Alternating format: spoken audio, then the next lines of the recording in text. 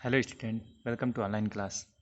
मैं ध्रुव सर और हम आज प्रश्नावली 3.3 का शेष बचे हुए क्वेश्चन को पूरा करेंगे। इसमें से बताए थे हम क्वेश्चन नंबर 3 का जो ये दिया है क्वेश्चन, बाकी 1 से लगाए 6 तक, ये सारे क्वेश्चन बहुत ही इंपॉर्टेंट है। इन क्वेश्चन में से बोर्ड में ज़रूर क्वेश्चन आएगा, तो इसको आप लोग ध्यान से पढ़िएगा। यहाँ तक हम लोग पढ़ लिए थे, यानी क्वेश्चन नंबर 3 तक हम लोग सॉल्व कर चुके थे। इसके बाद हम लोग देखेंगे चौथा, पाँचवा और छठवां क्वेश्चन।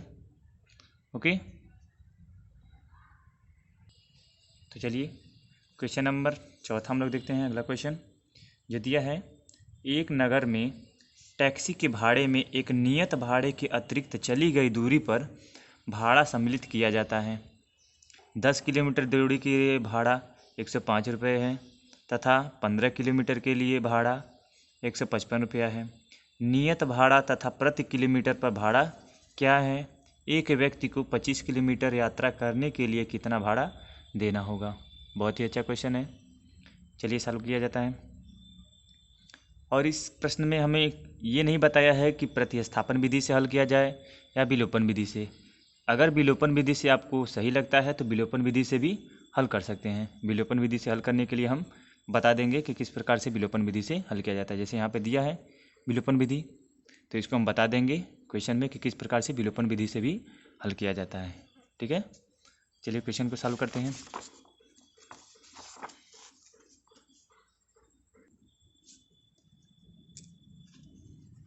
माना इसमें दो चीज़ें कहा है। यदि कोई मान लीजिए ऐसे रोड है और यहाँ पे कोई टेम्पू है और ये 1 किलोमीटर 2 किलोमीटर है, तो इस टेम्पू में अगर बैठते हैं तो उसका भाड़ा अलग से है, वो नियत भाड़ा है। और अगर यहाँ से 1 किलोमीटर जाते हैं तो इसका भाड़ा अलग से है कुछ। ठीक है, तो वो दो चीज़ें कहा है हमसे, एक नियत भाड़ा और अतिरिक्त चली गई दूरी। ये कहा है नियत भाड़ा। अगर इसमें आप बैठ गए तो आपको कुछ न कुछ पैसा देना पड़ेगा, तो उसे कहेंगे नियत भाड़ा। और ये अगर टेम्पू यहाँ से यहाँ तक कुछ दूरी चलती है तो उसका है अतिरिक्त भाड़ा। अतिरिक्त भाड़ा, ठीक है। तो ये दो चीज़ें हमसे पूछा है, तो मान लेते हैं। माना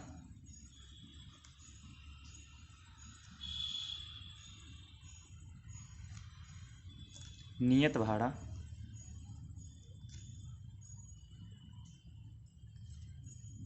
₹100 है तथा प्रति किलोमीटर पर भाड़ा प्रति किलोमीटर पे, यानी 1 किलोमीटर पे भाड़ा कुछ ₹Y है, ₹Y है। तब प्रश्नानुसार लिखेंगे। प्रश्नानुसार प्रश्न में कहा है कि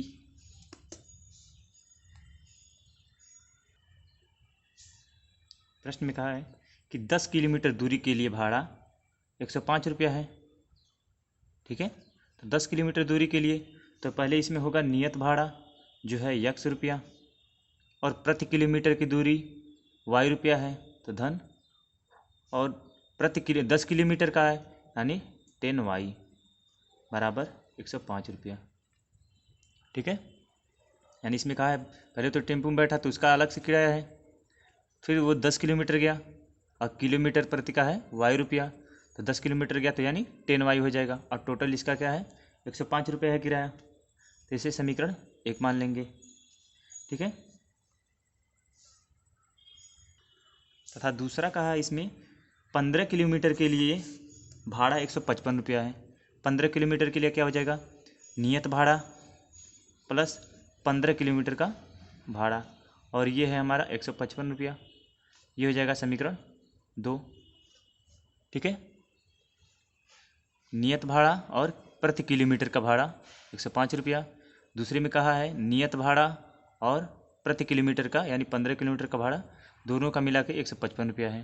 तो हमें नियत भाड़ा और अतिरिक्त भाड़ा निकालना है। ठीक है, तो क्या करते हैं, इसे विलोपन विधि से हल करते हैं। प्रतिस्थापन विधि से भी हल कर देंगे और विलोपन विधि से। तो पहले विलोपन विधि से हल किया जाए। इसमें कहा तो है नहीं कि इसमें किस विधि से हल किया जाए, हमें आंसर लाना है। तो पहले विलोपन विधि से हल किया जा रहा है। विलोपन विधि में क्या करते हैं, जो x है उसको एक एक्स वाई में से किसी एक को गायब कर देते हैं।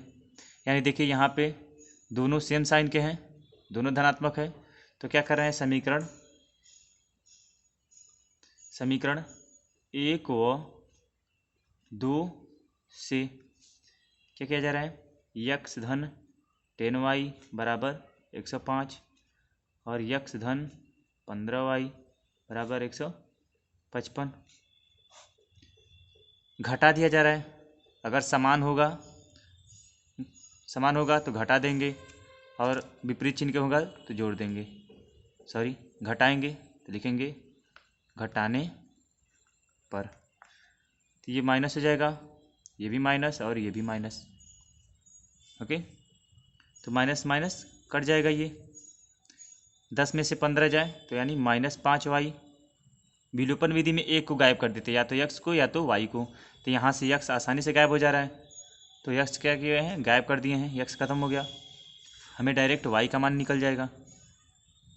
यहाँ से घटाइए, 105 में से 155 घटाना है, यानी 155 में से 105 घटा देंगे, चिन्ह बड़े वाले का लगा देंगे, तो हो जाएगा ये 50। तो -50, माइनस से माइनस कट जाएगा, यानी y बराबर हो जाएगा 50/5, यानी y का मान आ गया 10 रुपया। अब y का मान समीकरण 1 में रख देंगे, तो समीकरण 1 में रख दीजिए। दिया है यक्स, लिख दिया जाए पहले, y का मान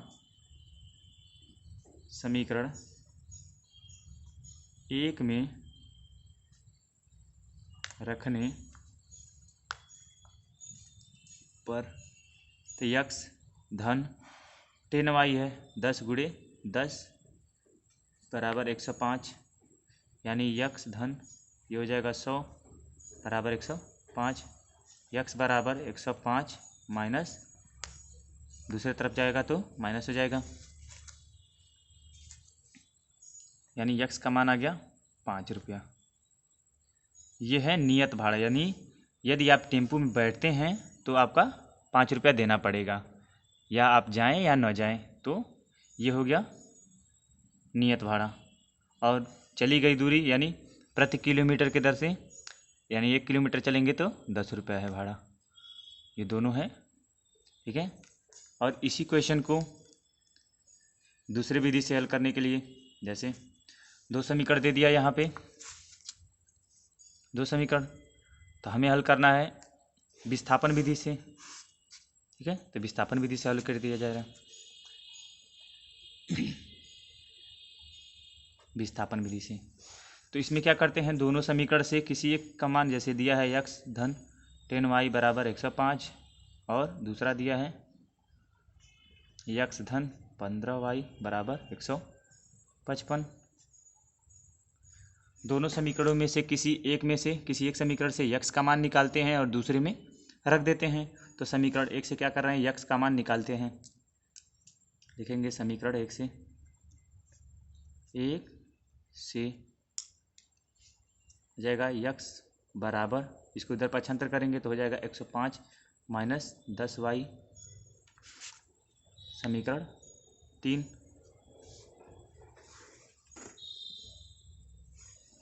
अब यहाँ से क्या करेंगे, यक्स का मान समीकरण 2 में रखने पर,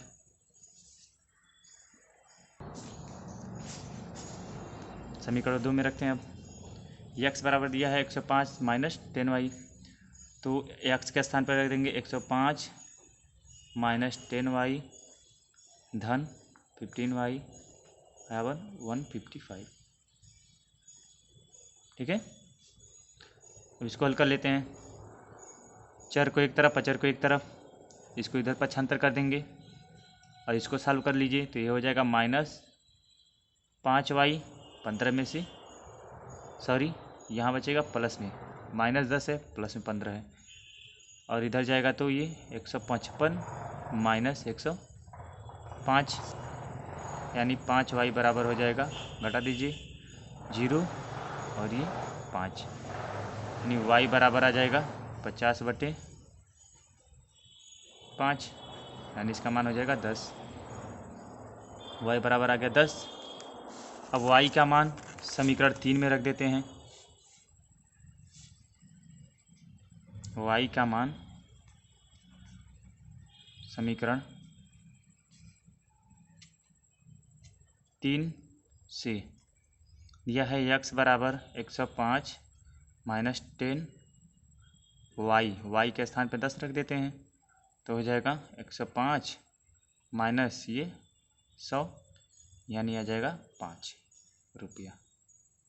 ये भी दोनों का आंसर सेम आएगा, दोनों का मान समान आएगा, लेकिन विधि का अंतर पड़ेगा केवल। तो आपको जिस विधि से आसान पड़ता है उस विधि से लगा लीजिएगा, बस क्वेश्चन को हल करने आना चाहिए।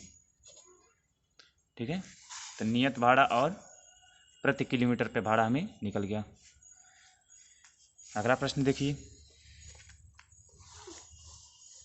अगला प्रश्न दिया है यदि किसी भिन्न के अंश और हर दोनों में 2 जोड़ दिया जाए तो वह 9/11 हो जाता है।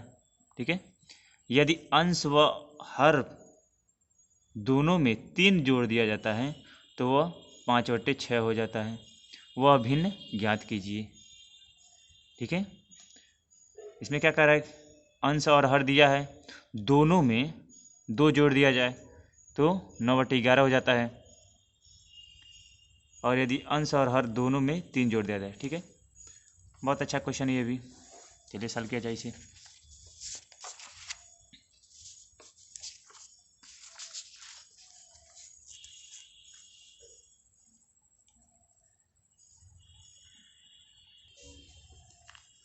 सबसे पहले हमें जानना है अंश और हर क्या होता है। तो मान लीजिए अगर कोई भिन्न है, भिन्न तो x और y, तो ये होता है अंश और ये होता है हर। ठीक है, या PQ रहे तो ये होता है अंश और हर। तो इसमें मान लेते हैं, माना अंश x है तथा हर y है। ठीक है, प्रश्नानुसार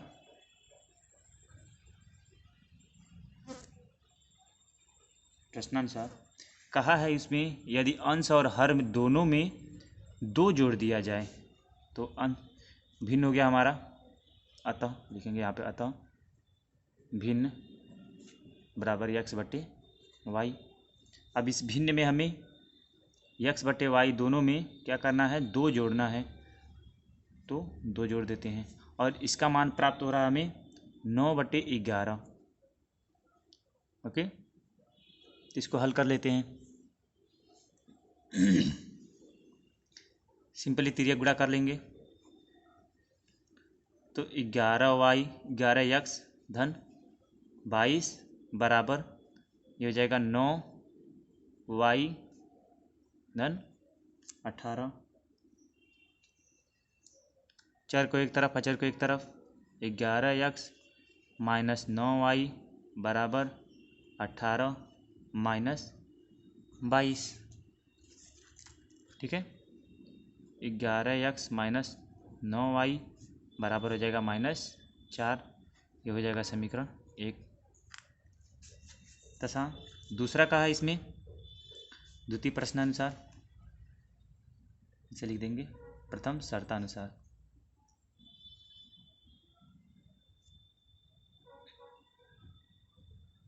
द्वितीय शर्तानुसार, द्वितीय शर्त में कहा है यदि भिन्न में यानी x/y में 3 जोड़ दिया जाए, ऊपर नीचे 3 जोड़ दिया जाए तो हो जाता है उसका मान प्राप्त हमें 5/6, यानी 3 जोड़ने पे 5/6 प्राप्त हो रहा है। तो यहाँ से हल कर लेते हैं, ये हो जाएगा 6x तिर्यक गुणा करेंगे प्लस 18 बराबर 5y धन 15। ठीक है, 75 कर लेंगे। 6x माइनस 5y, 18 को उधर 75 करेंगे, 15 माइनस 18, 6x माइनस 5y, ये हो जाएगा माइनस का 3, समीकरण 2। अब जौन सा विधि आपको सरल पड़ता है वो विधि लगा लेंगे।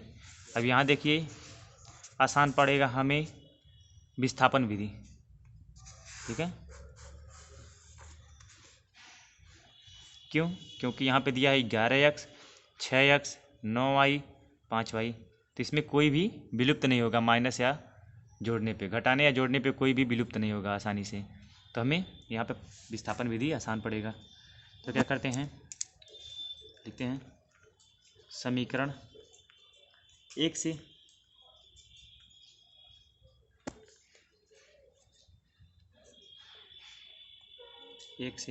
x का मान निकाल लेते हैं। समीकरण 1 दिया है 11x, 75 करेंगे तो हो जाएगा -4 धन 9y, या यहाँ से x बराबर 9y को पहले कर देते हैं, 9y -4 को बाद में, बटे 11, ये हो जाएगा समीकरण नंबर 3। ठीक है, अब समीकरण 3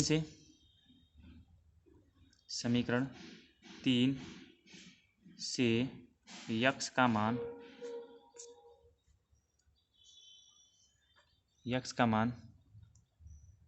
समीकरण 2 में रखने पर, ठीक है, समीकरण 2 में रखते हैं। समीकरण 2 दिया है 6x, x के स्थान पे हमें रखना है 9y -4 बटे 11 माइनस 5y बराबर -3। ठीक है, इसको हल कर लेते हैं। अंदर गुणा करिए इसका, तो हो जाएगा 9 छक्के 54y और 6 चौको 24 बटे 11 माइनस 5y बराबर -3। इसको और भी हल कर लेते हैं। लॉसा लेंगे, एलसीएम लेंगे, इसके नीचे 1 लिख सकते हैं, हो जाएगा 11, यानी हो जाएगा 54, एलसीएम हो जाएगा 11, तो ये तो ऐसे रहेगा 54y माइनस 24, ये 11 का गुणा हो जाएगा इधर, 11 पचे 55y बराबर हो जाएगा -3, इसके नीचे 1 लिख सकते हैं। अब यहाँ तिर्यक गुणा करा देंगे। यहाँ तक समझ में आया?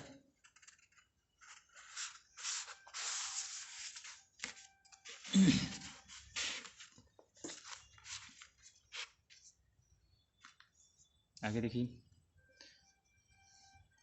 एक लाइन और कर लेते हैं।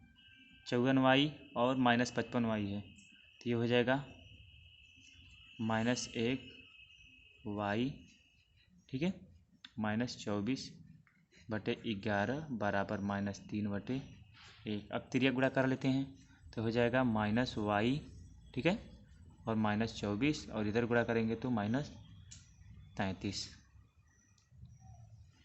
-24 को इधर 75 कर लेंगे, तो -y बराबर हो जाएगा -33 और धन 24। यहाँ से -y बराबर 33 में से 24 घटा देंगे, तो 6 3 9 -9 आएगा, ये कट जाएगा, यानी y का मान आ जाएगा 9। ठीक है, y का मान आ गया। अब क्या करेंगे, y का मान समीकरण 3 में रख देंगे। y का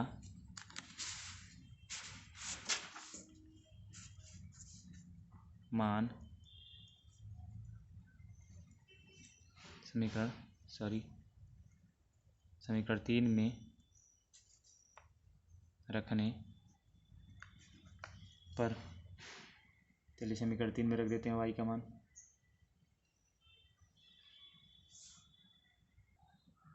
समीकरण 3 दिया है यक्स बराबर 9y-4/11। ठीक है, तो इसमें मान रखते हैं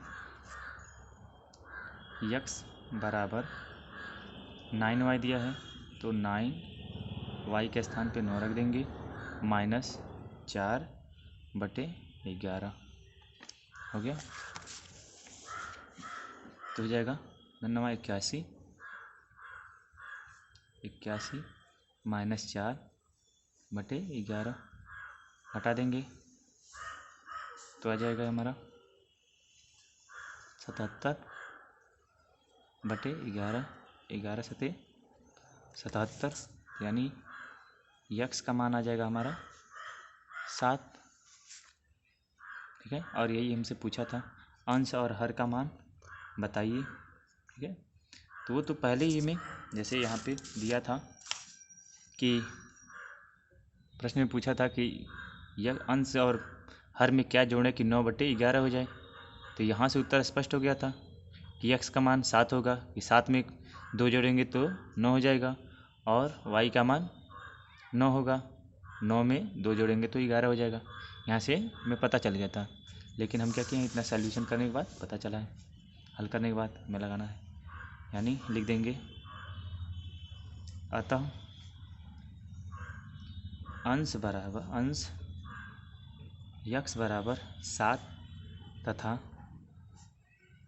हर वाई बराबर 9 आंसर। ठीक है, चलिए अगला प्रश्न देखते हैं। अगला प्रश्न है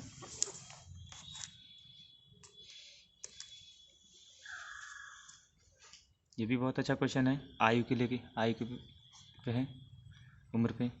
5 वर्ष बाद जैकब की आयु उसके पुत्र की आयु से 3 गुनी हो जाएगी। 5 वर्ष बाद, 5 वर्ष पूर्व जैकब की आयु उसके पुत्र की आयु की 7 गुनी थी, यानी 5 वर्ष पहले और 5 वर्ष बाद कहा है। 2 प्रश्न हो गया। तो हमें पूछा है वर्तमान आयु क्या है उनकी। ठीक है, तो चलिए हल करते हैं।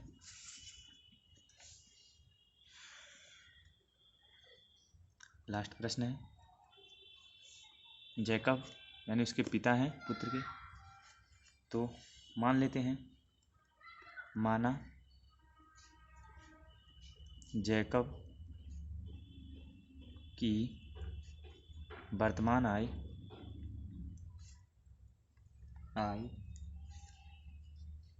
यक्स वर्ष है।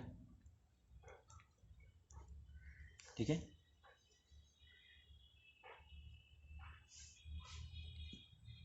तथा पुत्र की वर्तमान आयु वाई वर्ष है। ठीक है, देखेंगे प्रथम शर्तानुसार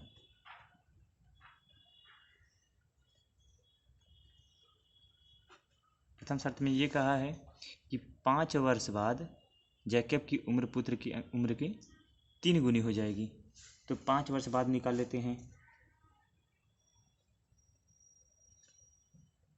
बाद उम्र यानी जैकब की आयु, तो हो जाएगा ये यक्स प्लस वर्तमान में आयु दिया है यक्स वर्ष, और तो 5 वर्ष बाद निकालना है तो उसमें 5 वर्ष जुड़ जाएगा, तो ये हो जाएगा। ठीक है, इसी तरह पुत्र की आयु क्या हो जाएगा, पुत्र की आयु हो जाएगा वाई प्लस 5। ठीक है,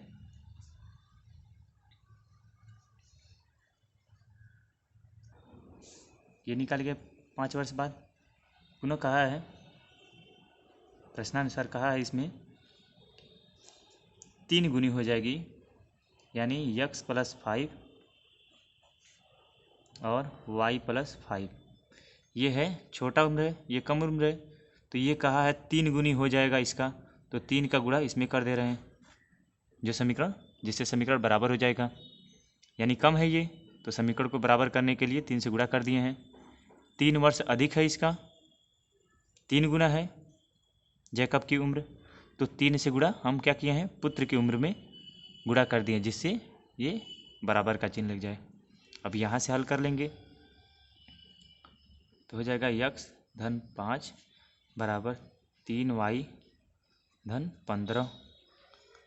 पक्षांतर कर लेंगे चर को एक तरफ, यक्स माइनस 3y बराबर 15 माइनस 5, तो ये हो जाएगा यक्स माइनस 3y बराबर 10। समीकरण 1, ठीक है। समीकरण 1 मिल गया हमें।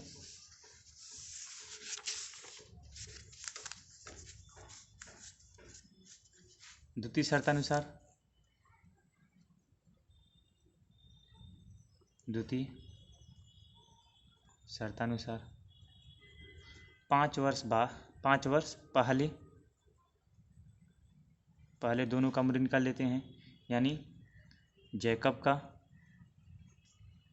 की आयु हो जाएगा यक्स माइनस 5, 5 वर्ष घटा देंगे इसमें वर्तमान आयु में से। इसी तरह पुत्र की आयु में से भी 5 वर्ष घटा देंगे, तो ये 5 वर्ष पहले की उम्र हो जाएगी एक्स माइनस 5 वाई माइनस 5। और ये कहा है प्रश्नानुसार, इसमें कहा है कि 7 गुनी थी, यानी पिता की उम्र, जैकब की उम्र पुत्र की उम्र की 7 गुनी थी। तो इक्वलिटी का चिन्ह लाने के लिए क्या करेंगे, 7 से गुणा कर देंगे पुत्र की आयु में, जिससे समीकरण बराबर हो जाए। ये छोटा है तो ये 7 गुना ये है, तो बराबर का चिन्ह लाने के लिए क्या किए हैं, इसमें गुणा कर दिए हैं, जिससे समीकरण बराबर हो जाएगा। तब इसको हल कर लेते हैं। यक्स माइनस 5 बराबर 7y माइनस 35, 7 5 35, चर को एक तरफ अचर को एक तरफ, हो जाएगा यक्स माइनस 7y बराबर माइनस 35 और हो जाएगा धन 5। यक्स माइनस 7y बराबर माइनस 30, समीकरण नंबर 2, ठीक है। समीकरण 1 दिया है हमारा यक्स माइनस 3y बराबर 10, ठीक है। ये समीकरण 1 है। अब यहाँ देखिए, इसमें भी यक्स है, इसमें भी यक्स है, तो हम इसे क्या कर रहे हैं, विलोपन विधि से इसे हल कर ले रहे हैं, आसानी से हो जाएगा। तो लिखेंगे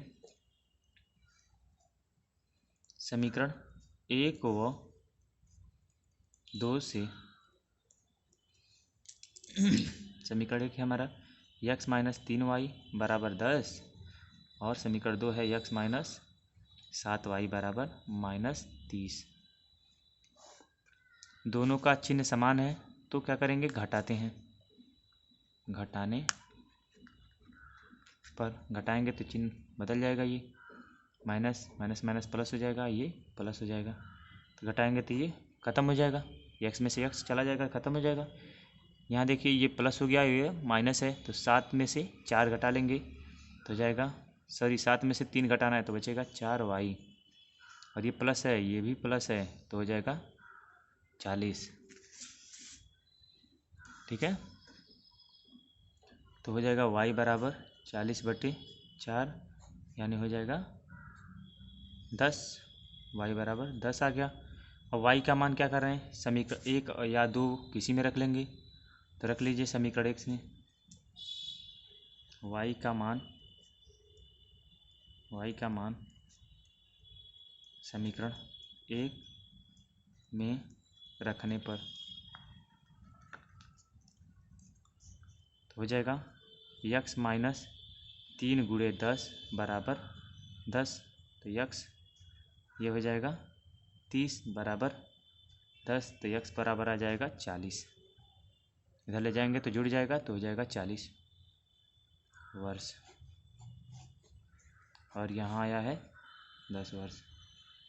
तो वर्तमान आयु निकल गया हमें पुत्र की आयु निकल गया 10 वर्ष और पिता की उम्र है 40 वर्ष, तो 3 गुना है इससे।